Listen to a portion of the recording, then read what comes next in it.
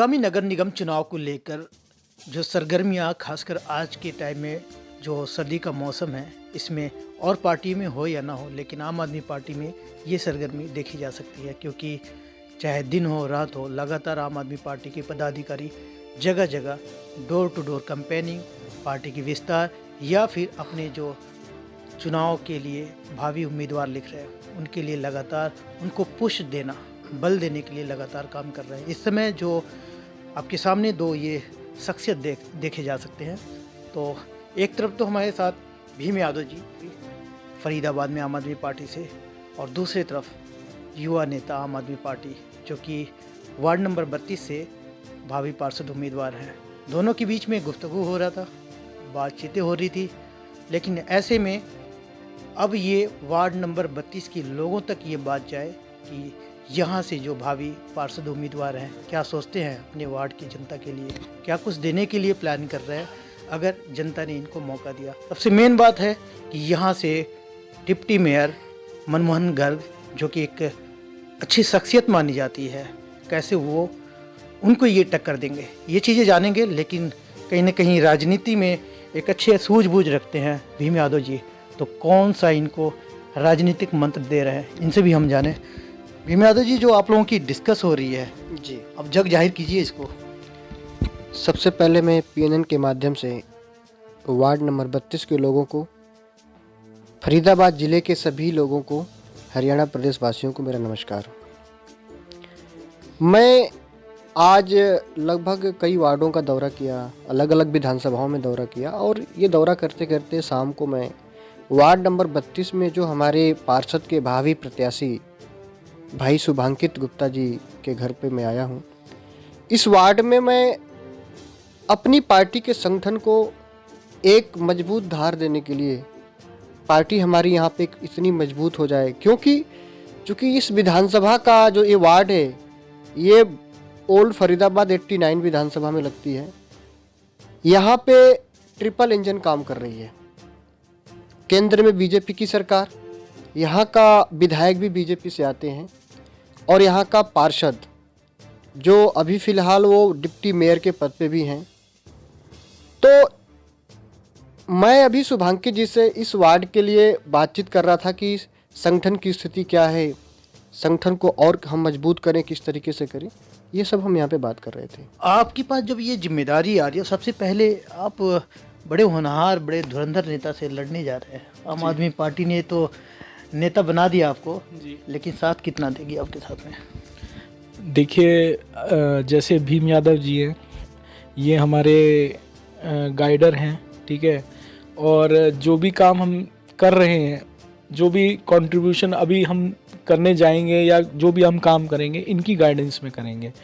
और जो बाकी हमारे पार्टी के धर्मवीर भड़ाना जी हो गए, विनोद भाटी जी हो गए, मंजू गुप्ता जी हो गई, ये सब लोगों का कहीं ना कहीं एक जो मेरे में बूस्टअप किया है कॉन्फिडेंस।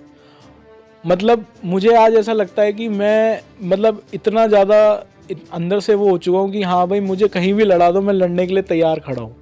क्योंकि इस टाइम सच्चाई ये है कि फरीदाबाद में ना चेंज की बहुत ज़रूरत है, क्योंकि अगर चेंज नहीं हुआ ना तो अगले 5 साल में आप ये मान लीजिए कि फरीदाबाद बिल्कुल ख़त्म है। चलिए, चुनाव की डेट तो अभी क्लियर नहीं है, लेकिन 12 तारीख 13 तारीख तक हो सकता है कि जो पार्षद लोग हैं अपनी बस्ता जमा कर दें। उसके बाद से कुश्ती में 2 पहलवान जब उतरेंगे, तो आपकी जो तैयारी है बुस्टअप के लिए आपने बता दिया कि पूरी टीम लगी हुई है। अब कोशिश भी हो रहा है कि यहाँ से आम आदमी पार्टी की सीट निकले, पर आपके सामने जो पहलवान हैं उनको मात देने में क्या आपने जनता का मूड भापा है, किस तरीके से उनको डिफीट करेंगे? देखिए, सबसे बड़ी बात तो ये है कि यहाँ सेक्टर की सारी जनता साइलेंट वोटर है। तो लेकिन अभी कुछ दिन पहले अजरोंदा के अंदर जो हाल हुआ वो किसी से छिपा नहीं है। पार्टी की इतनी किरकिरी हुई वहाँ पर, जो यहाँ का जो यहाँ का पार्षद है उसके लिए लोगों ने जो जो वर्ड बोले वो शायद कहते हैं कि कोई अपने कान बंद कर ले।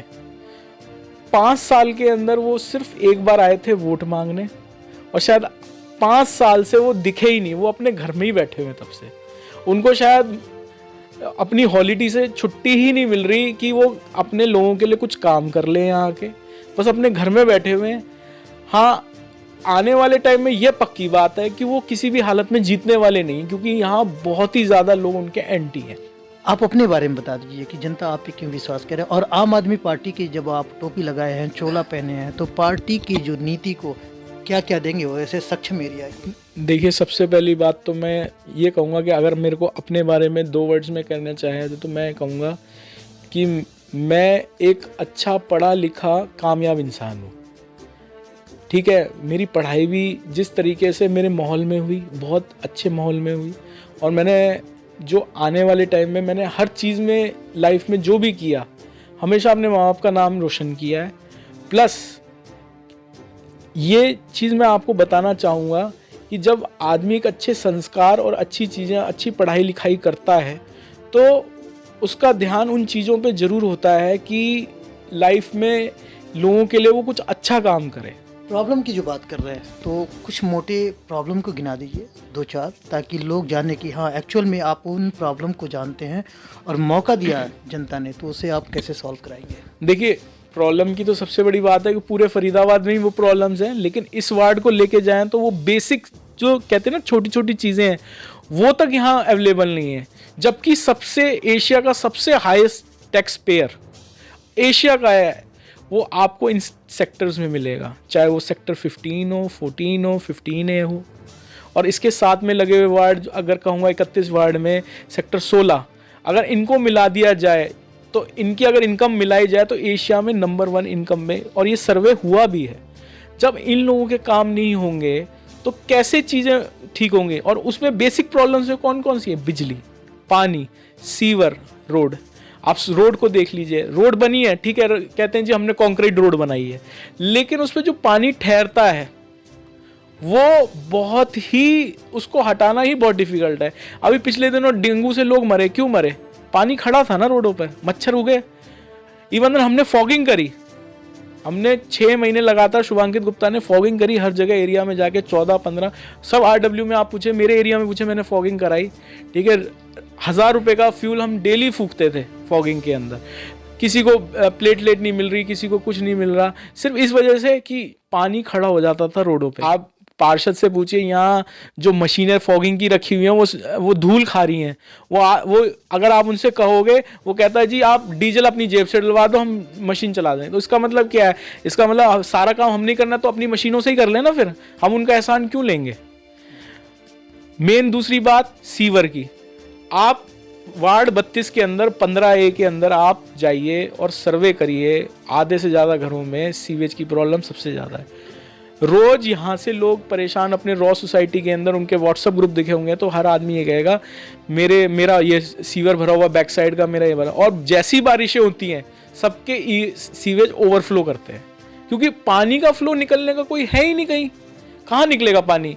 जो रोड पे पानी है वो भी सीवर में जाएगा, और सीवर की लाइन जो है सिर्फ 4 इंच की पाइप है और 6 इंच के पाइप हैं, तो उसमें क्या सीवर का पानी कहाँ कहाँ जाएगा?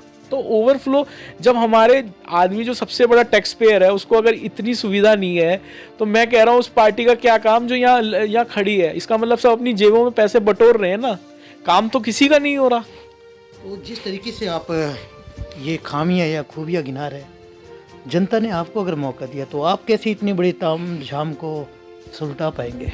देखिए, सबसे पहली बात, हर चीज़ का एक एक्शन प्लान होता है। मेरे हिसाब से जो यहाँ टीम काम कर रही है या जो पार्षद की टीम काम कर रही है वो प्लान कर ही नहीं रही है। अगर एक टीम ढंग की तरीके वाली 10-15 वॉलंटियर्स के साथ एक टीम बनाया जाए जो पार्षद को, इवन देन जो रॉ सोसाइटीज़ के उन लोगों के साथ बैक टू बैक अगर मीटिंग करी जाए, तो मेरे पास उसका पूरा बैक टू बैक प्लान है।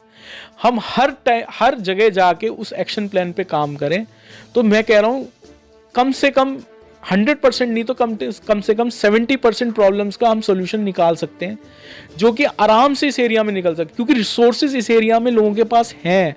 हमें सिर्फ गवर्नमेंट की इतनी हेल्प चाहिए कि उन रिसोर्सेज को उनके साथ कनेक्ट किया जाए। और इस एरिया में कनेक्टिविटी करना बहुत ईजी है, क्योंकि रीज़न क्या है, हम लोग सब एक दूसरे से लिंक्ड हैं, चेन बनी हुई है एक दूसरे की। अगर एक भी बंदा कुछ अच्छा करता है तो दूसरा उसको फॉलो करेगा। लेकिन अभी क्या है, प्रॉब्लम ये है कि गवर्नमेंट की ही तरफ से कोई अवेयरनेस इतनी ज़्यादा नहीं है। जब यहाँ का पार्षद ही अवेयर नहीं है किसी चीज़ से, वो आज की डेट में पार्षद के पास चले जाओ तो वो ये कहता है कि मेरे पीए से मिलो, उसके पास इतना टाइम नहीं है। वो ये कहता है कि मैं भाई इतना रिच हूँ कि मेरे पास तो टाइम ही नहीं है, मेरे पास अपने काम ही बहुत हैं। तो अगर मैं खुद की बात करूं, अगर मैं घर घर जाऊं या मैं अपनी सोसाइटीज़ में जाऊं और डेली थोड़ा सा टाइम दूं, 5-5 घंटे दूं, मैं कह रहा हूं अगर डेली के अगर मैंने 2 घंटे भी दे दिए, अगर मैं पार्षद बन गया ना, तो भी बहुत लोगों की समस्या ठीक हो जाएंगी। कुछ कॉलोनीज भी आपके लगते हैं सेक्टर ये वार्ड 32 में, तो उनको कैसे आप लाभान्वित करेंगे? उनको क्या फैसिलिटीज़ की अगर बात आएगी तो वो किस तरीके से आप उनको एंटरटेन करेंगे, उनको दे पाएंगे? देखिए, मैं अगर मेरे पॉइंट ऑफ व्यू से बात करे जाए तो मेरा कहना यह है कि उन सोसाइटीज़ के अंदर हम अपने वॉल्टियर्स बैठाएंगे, चाहे अजरोंदा हो, चाहे कृष्णा कॉलोनी हो, चाहे सरपंच कॉलोनी हो, चाहे हम वहाँ पे अपना एक बंदा बैठाएंगे जो हर किसी की प्रॉब्लम सुने।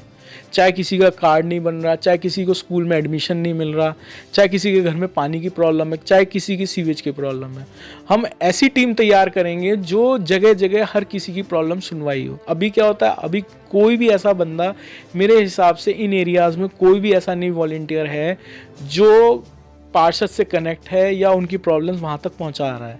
तो अगर हम वहाँ पे अपने बंदे बैठाएंगे या हम अपने वॉलंटियर्स वहाँ सेटअप करेंगे तो ऑफ कोर्स हम डे बाय डे की प्रॉब्लम हम सॉल्व कर सकते हैं वहाँ पे। लेकिन ये है कि प्रॉब्लम तभी सॉल्व होगी जब हम टच में होंगे, और यहाँ रीज़न यही है, यहाँ आपका पार्षद टच में नहीं है। आम जनता के जो मैसेज हों आपसे तो वो क्या होंगे, क्योंकि चुनाव की तैयारी में है और दमखम लगाई जा रही है, टीम आपकी जो पदाधिकारी हैं लगातार दौड़ रहे, तो क्या आप अपने वार्ड की जनता से कहेंगे? मैं अपने वार्ड की जनता से यही कहूँगा कि एक हमारी जो नई जो हम स्थापना करने जा रहे हैं, जो आप पार्टी, हम चाहते हैं कि यहाँ पे कुछ चेंज लाएं, तो हम बेसिकली एक चेंज लाने के लिए, एक रेवोल्यूशन लाने के लिए यहाँ पे सब काम कर रहे हैं कि यहाँ रियलिटी में हम बातों से नहीं, हम करके दिखाने वाले लोगों में से हैं। और ये इस पार्टी ने ना पहले करके दिखाया है, आप पार्टी ने। और जो हमारे जितने भी पदाधिकारी हैं, चाहे वो भीम जी हों, विनोद जी हों, रणबीर जी हों, ये लोग सब ज़मीन से जुड़े हुए आदमी हैं। इन्हें पता है कि किसी आदमी के साथ कैसे जुड़ना है। और जब ये लोग मेरे पास आए थे, जब मेरे से मिलने आए थे, मैं कभी सोच भी नहीं सकता था कि भीम जी और ये लोग मेरे घर आएंगे और पार्टी मेरे से आके कहेगी कि आप हमारे साथ ज्वाइन हुई है। मैं कहता हूँ इससे बड़ी चीज़ आज की डेट में कुछ नहीं हो सकती, क्योंकि ये पार्टी घर घर जाके लोगों को अपने साथ जोड़ रही है। क्योंकि बाकी पार्टी अपने घमंड में चूर हैं, अपने सत्ता के नशे में चूर हैं। उनको यही नहीं पता कि कौन सा आदमी उनके लिए क्या है। उनको सिर्फ ये पता है कि मेरे इतने वोट है, मेरा ये है, मेरा फोन है।